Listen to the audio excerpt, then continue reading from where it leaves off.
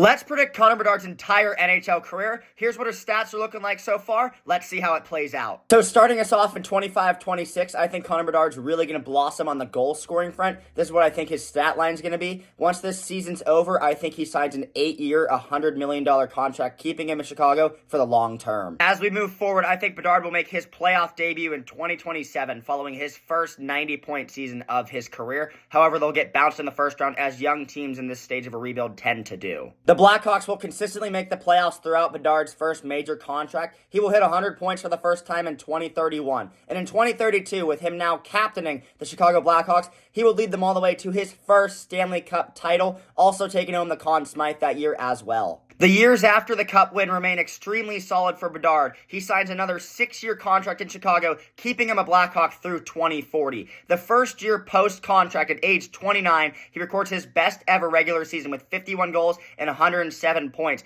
taking home the Ted Lindsay Award and also being a runner-up for the Hart Trophy. However, I do think his final point-per-game season will come only 1 year after that in 2036, a year where Bedard actually leads the Blackhawks back to the Stanley Cup final, but this time they lose it in 6 games. Bedard's final 4 years in Chicago are all 70-plus point seasons, but at this point, he's past his best. Chicago missed the playoffs 3 of those final 4 years, and Bedard enters free agency where he signs a 3-year, $24 million contract with the Philadelphia Flyers. 3 middling seasons with 2 playoff appearances in Philadelphia for Bedard leads to him calling it a career in 2043 at age 38. So to recap, throughout Bedard's entire career, here's what his total stat line ends up being. I think he'll win 1 Stanley Cup in 2032, along with the Conn Smythe. In 2035, he takes home a Ted Lindsay Award, spending 17 years in Chicago, 3 in Philadelphia, before eventually calling it quits and being inducted into the Hockey Hall of Fame at the end of his career. How do you think Bedard's career is going to go? Let me know in the comments, and also let me know what other athletes you want me to do this concept for.